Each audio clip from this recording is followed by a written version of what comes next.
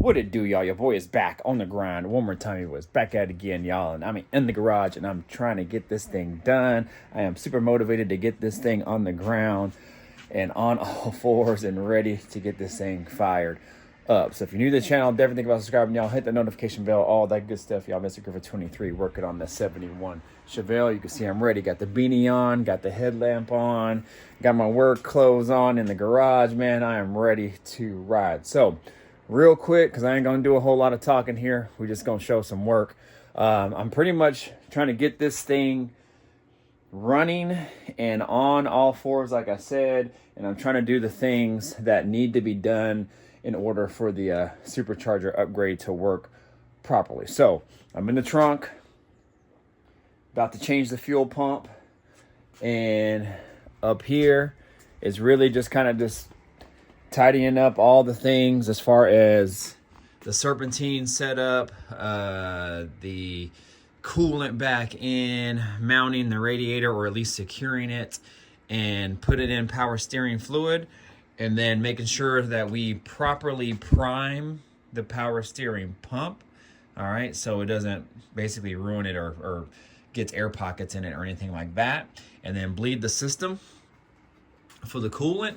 And one other thing too, I do have to notch this area here, unfortunately, for the Procharger and the pipe to go up and into the throttle body. Unfortunately, I don't want to do that, but it is what it is. So I'm trying to do a lot of this stuff now before my new appointment, which is on the 16th. It was originally on the 26th or something like that. It was on a Thursday, like the last Thursday of April.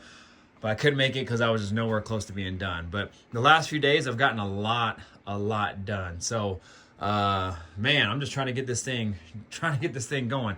Inside here, done a lot of work, done a ton of wiring, you guys. I'll show you this little deal that I did. So I don't know if you follow me on Instagram. If you don't, definitely go follow me, Mr. Griffin 23, all one word. You can see right there, you see that thing? So that's a seatbelt buckle. Now, I'm not going to use it. Obviously, you see there's something in it right now. That is a charging port. Now, I'm going to use the regular, you can see the regular, normal, stock rear seat belts that I'm using. So I already have those kind of mounted in there.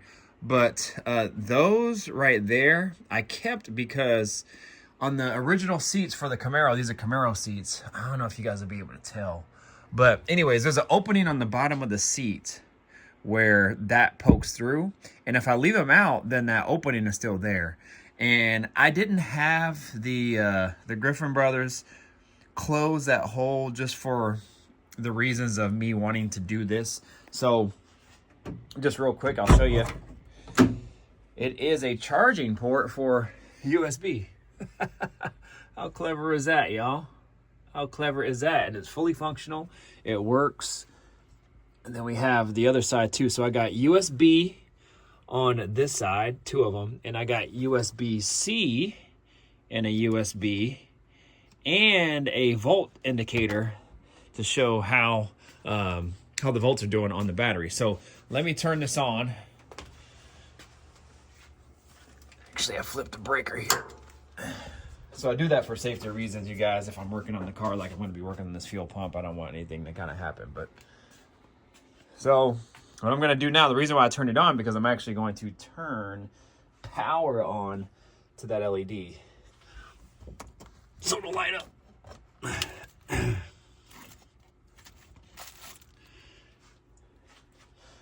Now turn it on because I'm actually going to turn power on to those USBs. So the button I installed right here, if you guys have been following me a while, you know that this was a switch before for my electric fans when my electric fans weren't working with the computer.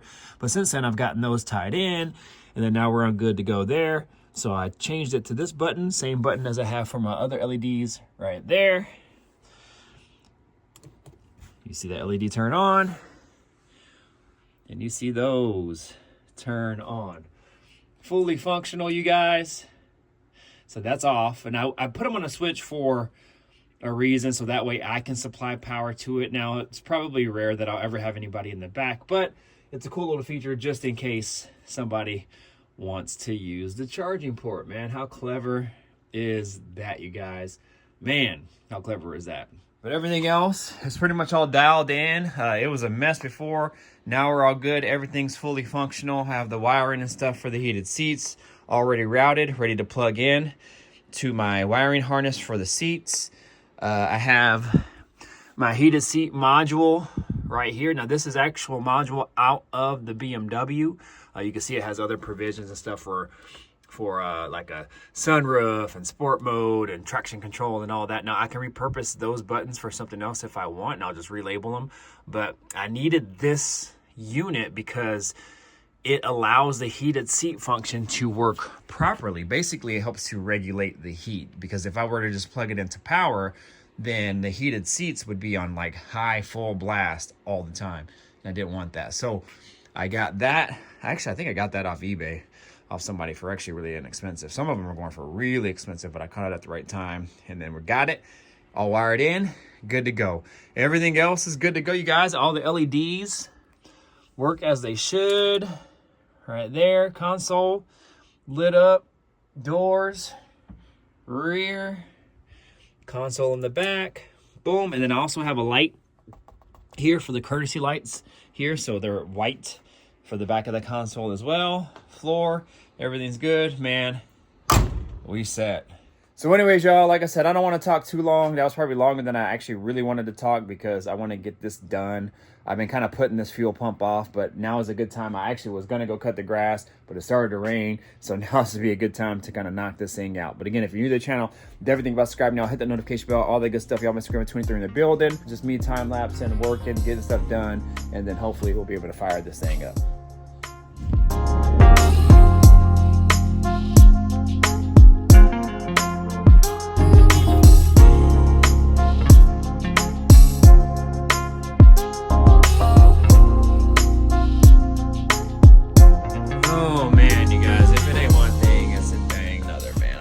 So I've been working on this for, probably about an hour or so. But finally I got it out. I was like, cool, I'm gonna drop this new pump in. We're gonna be good to go. Well, obviously that didn't happen. So anyways, so this fuel pump slash sending unit, you can call it a sending unit, is from a, and this tank is from a, you can call it a 96 Impala SS. It actually came out of a Roadmaster. Where the issue is with that is, this is my new pump. So this is a Walbro 450. Now you can see, compared to my 255, how much bigger the base of it is. So I'm gonna have to figure out what other pump that I can use, at least to get by, to get this thing tuned good enough where, it'll handle forced induction and the car will run good and I don't have any issues with it. All right, you guys, it is about 2 days later and I finally got my fuel pump. I'll show you that in a second. It actually resembles the previous one a lot. Same size, same everything, and it'll fit right inside of here. However, it's a 400 LPH versus a 255 previously, like the one that was in here. So that's perfect. I ended up coming across it after I had talked to you guys in the previous clip. So anyways, everything is all set. The good thing is I don't have to change any of the wiring, because that pigtail is the exact same one as this one, the one that they send. So it's pretty much identical. The clips and everything are the same. It snaps in the same, so that's perfect. The one that I got is a AEM brand, which I kept getting confused with the Aeromotive brand, just because the logos look somewhat similar, but they're not totally the same. But yeah, AEM, I forgot what that stands for, but it's a product that I've seen before. I've never ever used them, but this, and specifically on their description, says that it actually is the same size as the Walbro 255 brands, and I think the ones under 400 are this size, which fit perfect in locations like this. So this is perfect for that. It's a little bit more, but it's gonna work perfectly. So I'm glad that I have that. And if I ever put this in my box Chevy, I won't have to replace the fuel pump. So that is perfect. So everything is good to go there. In the meantime, while I was waiting, I did a couple things and actually found one thing that I need to remedy and fix. But up here, what did I do? Oh, this is what I did. Let me turn this light. So I got the steering arm all tied in, locked down, and everything. That is perfect. Ended up getting another universal joint, if you guys can kind of see it, that attaches to, dang, you can't even see it. There we go. So I got that one from Amazon. Took me a few times to try to find the correct one, but got the correct one. Ended up going right into the steering arm shaft perfectly. Tightened it down. We are good to go. Finding a leak in the coolant, because I went ahead and started putting the coolant in from the top radiator hose, and I filled up the block, and I was going to top it off today, but ended up seeing that I had a wet spot down here. So I was like, dang, where's that leaking from? And it was leaking from this thermostat housing here. And for some odd reason, when I installed it, I had a feeling that it was that gasket just wasn't good. It looked fine, but I think it's just a little flat. Because on these LS engines, they don't really use RTV. They just use, you know, rubber gaskets. That one looked a little bit flat. And I just wasn't sure, but I was like, you know what? It didn't leak on the other one. Let me just go ahead and install it. I came in, I didn't know there was a leak. Looked at the floor was all wet. So anyways, with that being said, I loosened the bolts and went ahead and let it drain out as much as it can. And I think we're good to go. I've been letting it drain for a few hours, but I don't have time to work on it right now. Ended up finding, and this is why I save everything, y'all. I tell you this over and over and over. Ended up finding that I had another gasket in my box of random fuel pump and gaskets and all that down there at the bottom. I always keep anything that I have extra, and this is the rubber gaskets. So I think this will do. So hopefully that'll work, and it'll help seal that up, and then we should be good to go on that.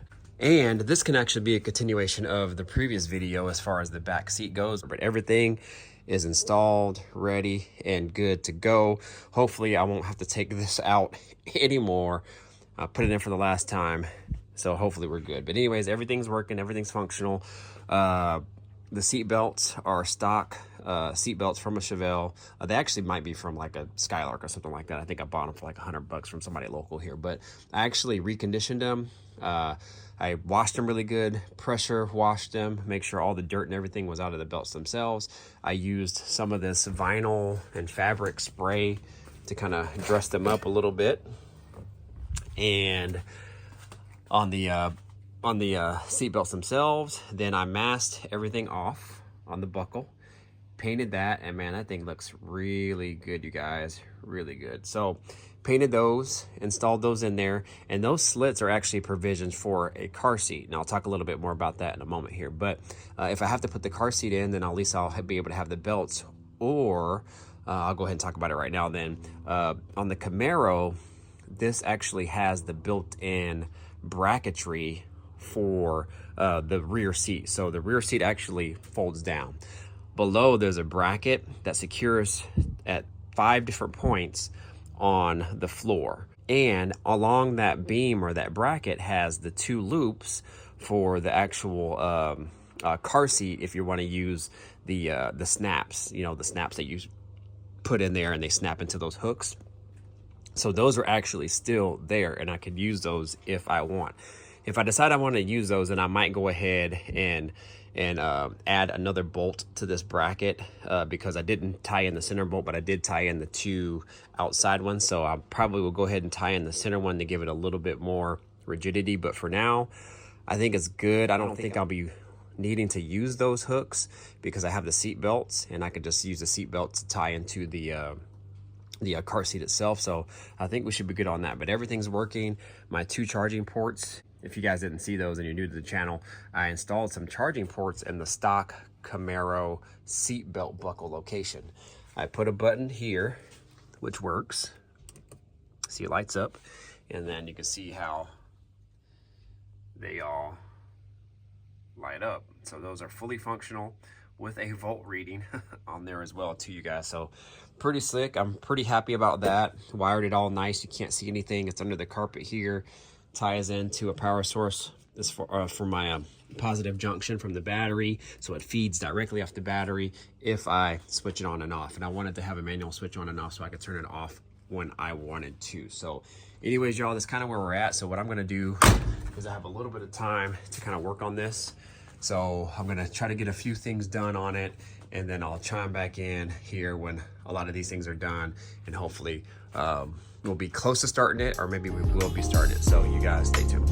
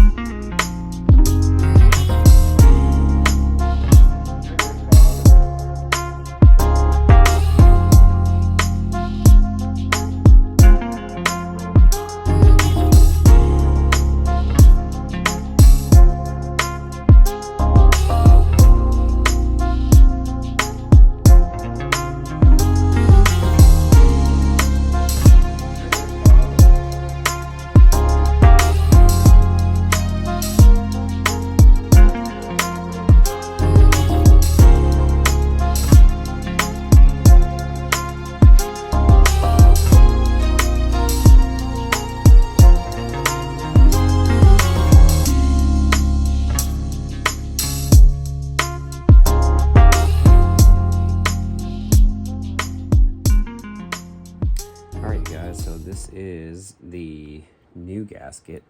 This is what a thermostat gasket looks like for my LS engine. I don't know if you guys can really see, but you might not be able to tell, but you can kind of tell it's not like super off, but this one is a little thinner than this one, and this one is over the thermostat, so it should be, you know, a little bit wider since it's sitting on the thermostat as well. So you can kind of tell a little bit. So hopefully this is the culprit here, and this new one will do the trick.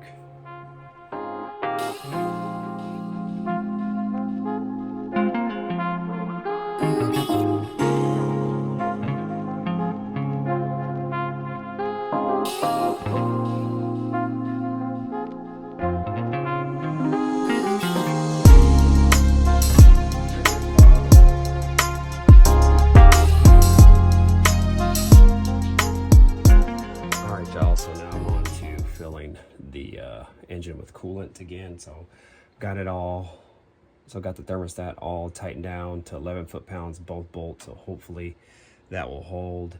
Now I'm going to fill the coolant that I drained out of it back into it. I'm going to let it sit overnight, hopefully no leaks, then we'll be good to go.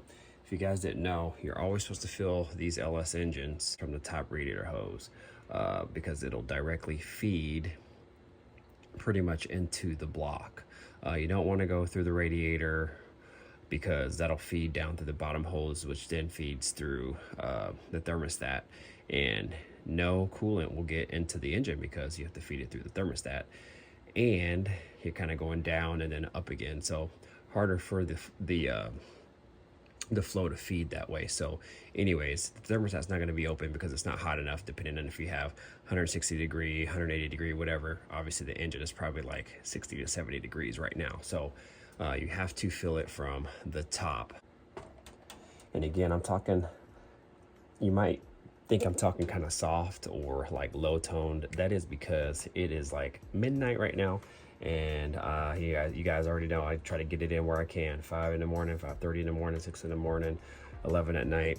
Just try to do what I can when I can while everybody else is sleeping.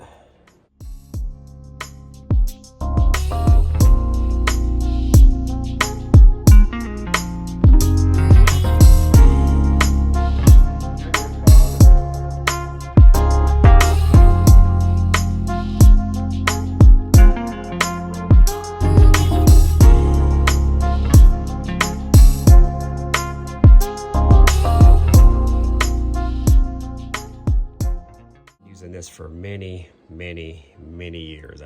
It's an old turbo Buick trick, but you can use it in all vehicles really. So what it is basically kind of a conditioner for your coolant, and basically it helps to kind of clean the system out, lubricates all like water pump seals and things like that, and it also helps to fight against corrosion. So the best way to put this in your system is to make sure you have a clean system first, or as clean as it can be, and then I think this is like 8 ounces per what's the directions, yeah, 8 ounces per 5 gallons. So you know, it doesn't take much.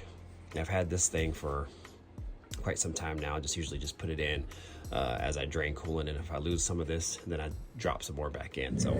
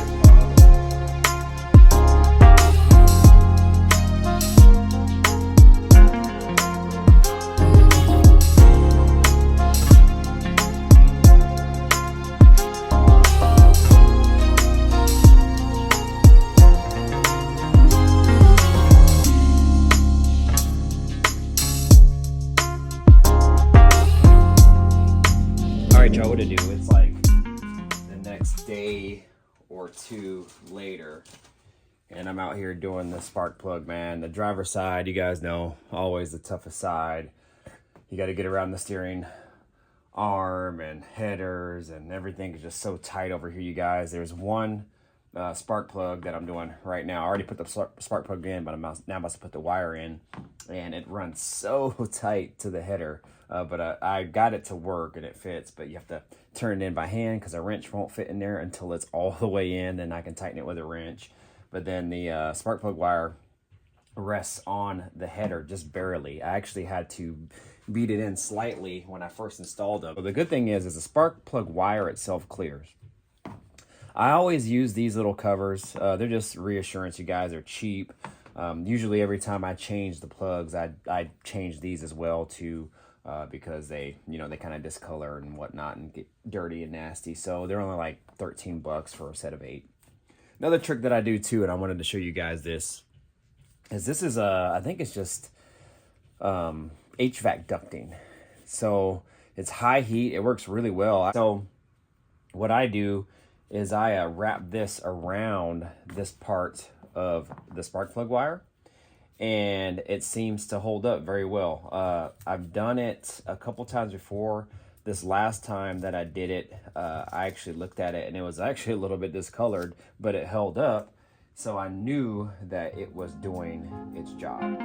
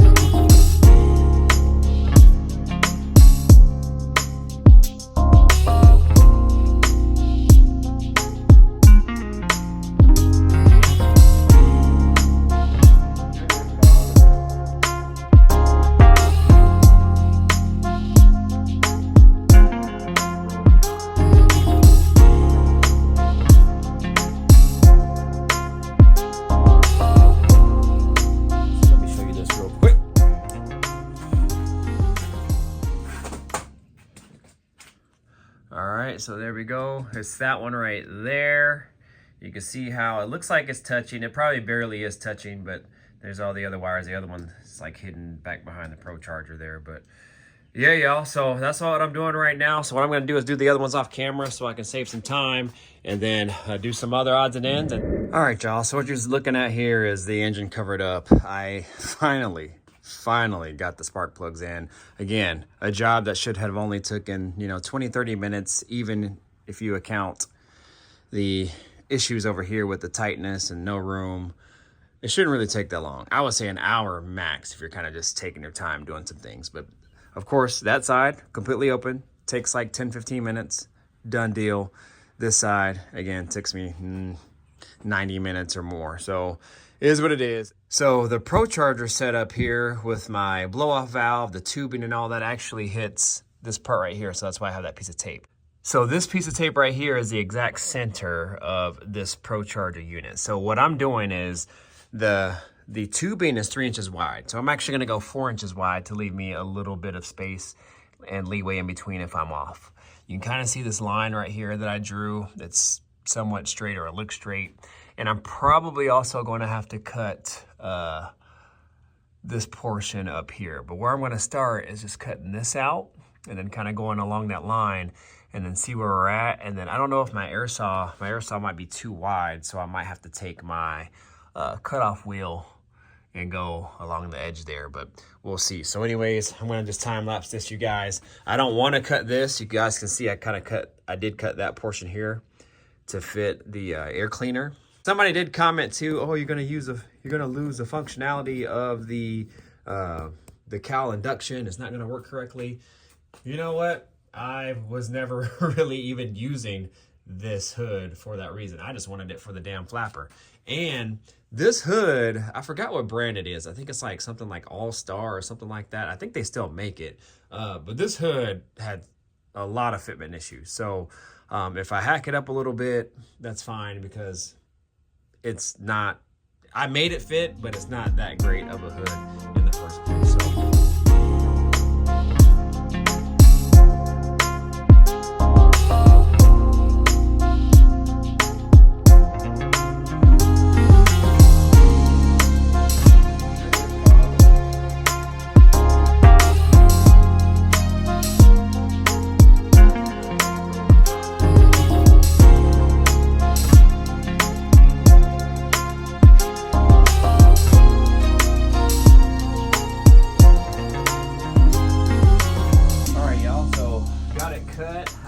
went ahead and cut up a little higher, hoping that it will be good enough to clear. I saw that the air saw would go up a little bit higher. I didn't want to go up too high because I didn't want to go into the part where it was, I don't know, they pinch welded, I guess. They pinch weld that piece up to the top there. So I don't know, we'll see. But worst case, I can take my cutoff wheel and go from there. So what I'm going to do right now is go ahead and try to close this thing, but there's metal shavings all over this dang thing, so I'm going to be careful as I can, trying to take off all this covering.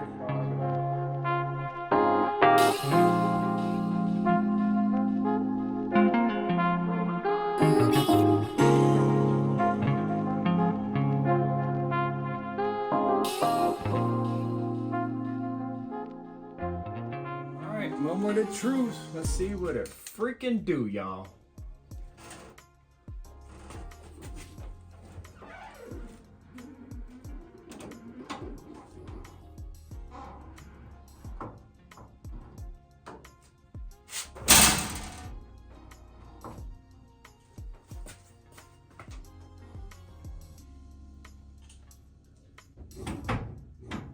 Gosh, it's so hard to see. Here, let me do this. So there's a part in the back where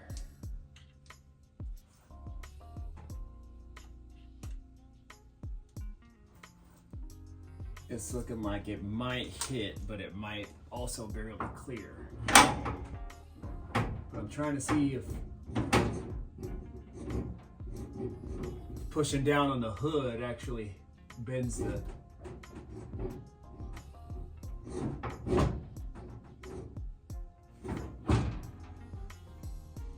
Yeah, I think it's hitting. So what I'm talking about is right here. So this is the opening, and it's hitting, I believe, right there. Looks like there's,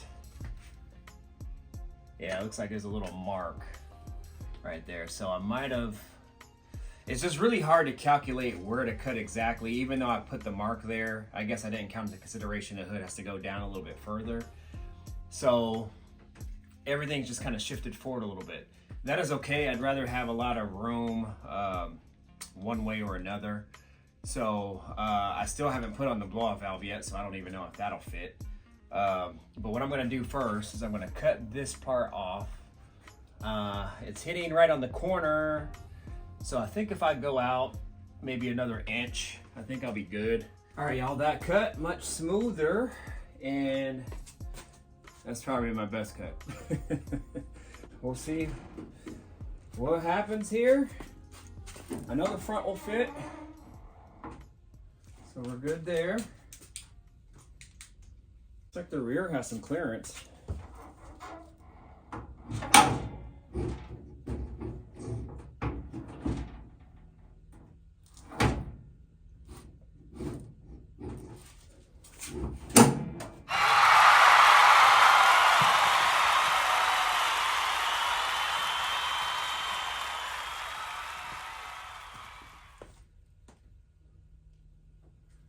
I guess the next part would be the blow-off valve. See if that'll close, which it should, because it's pointing downward. It really shouldn't be in the way, to be honest.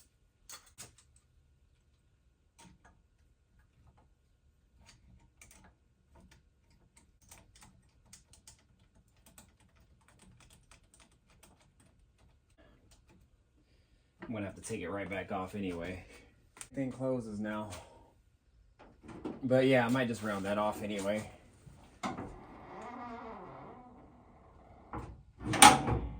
Oh yeah, we're gonna be good.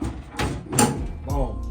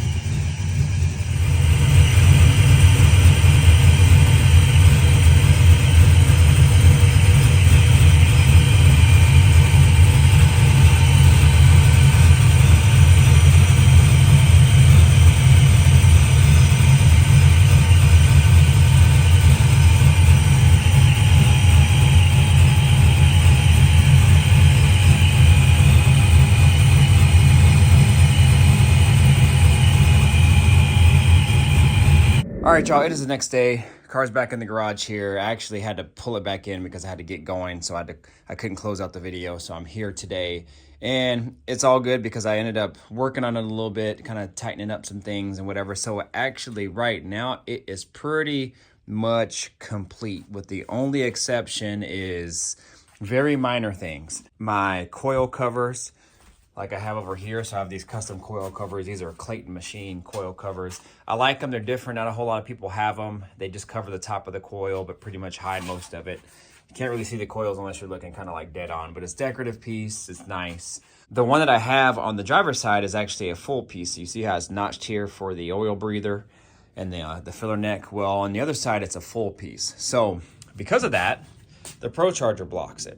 And it's not so much this part here, it's actually the main unit. So you can see right there, my finger's pointing where that spark plug wire is. So that area has to be notched. Well, what I did is I took that one off and I put it over here, and it's almost the exact fit. The way that's notched, that could work over here. So with that being said, I took my other one, I put it on top of that one, and then I kind of traced that outline. And I'm just gonna use that as a template to notch it out. So either I'm gonna have to find a shop to do that or find a clever way where I could do it myself. I'm not really sure, but that's kind of a minor issue, more cosmetic than anything. So that needs to be handled and then put back on and we'll be good. The coolant leak that I had was actually, you won't be able to see it, but it is this hose right there where my finger's pointing, not this one, but that one. So that one's actually going back to a crossover steam vent tube that you see right here where my finger's pointing. So just like on a normal LS, they have those in the front, at least on the truck engine. Well, in my research, I wanted to actually get one from like Motion Raceworks or, you know, those other companies that makes them too, where they connect front and rear. But with this style of intake, they do not work. It actually specifies, I think there's two different intakes that they don't work with, and one of them is this one. And I think it's because how low it sets. So I think normal truck intakes or some other intakes actually sit a little higher, so they're able to kind of fit under that intake. Well, this one won't work. So started to do some research actually, and it seems that the engine will steam better and run a little bit more efficient, you could say, if it's connected. So that's why they make that piece.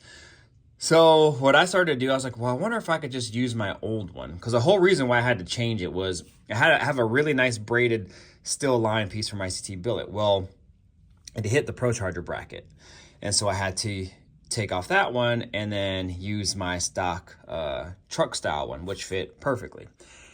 But then I started to think about it. I was like, well, can I just fab up my own? So I started doing some research, and there's actually videos and literature of people doing it. So what they do is they run another one in the rear, and then they just connect them with coolant lines or fuel lines or what have you, make custom lines, and they connect them and they vent them out either up here towards the radiator. I guess the correct location to steam it or vent it out is here at the cap, because you have the cap to kind of help depressurize it and allow the steam to kind of come out more naturally and more efficient versus, you know, tapping the water pump or doing it like I have it here. But all in all, at the end of the day, it does work. So I actually was going to try to run it up here, but I just didn't like the way the lines were running. I would have had to put like a long line up here, and it just would have looked kind of funky.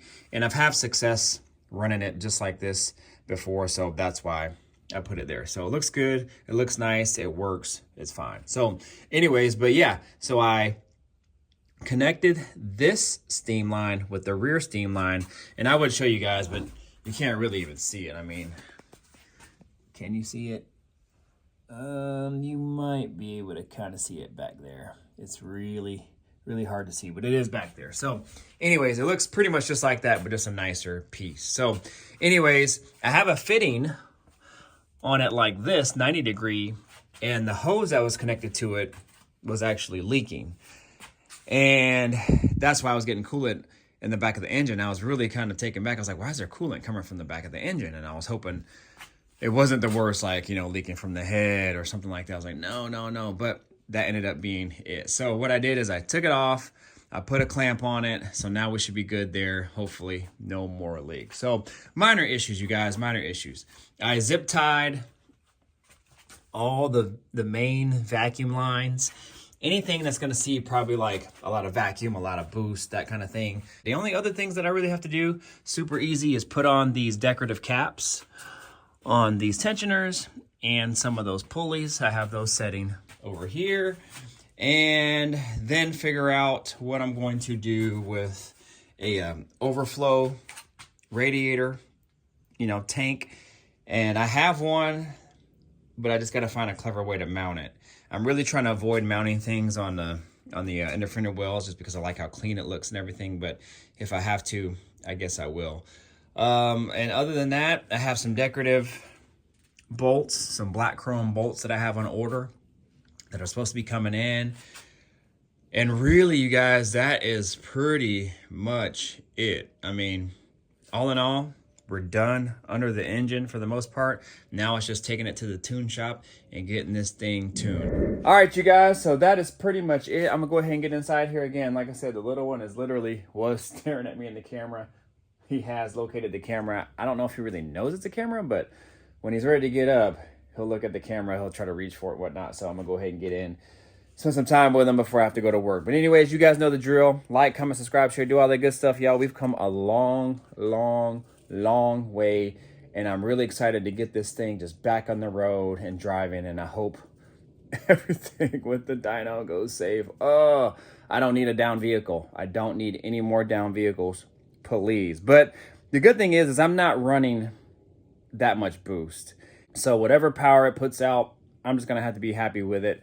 I'm okay with it. I know it's probably going to put out a fair amount, so we should be good. But, 600, 700, we'll see. It could come a little bit lower. I don't really mind, you guys, because this thing's probably going to have a lot of torque. I have 410 gears in the back, so whatever it puts out, the power is going to be laid to the rubber for sure. So anyways, y'all, I'm gonna go ahead and get out of here. You guys know what to do. Like, comment, subscribe, share, do all the good stuff, y'all. Mr. Griffin 23 in the building. I'm out of here. Deuces. Peace out.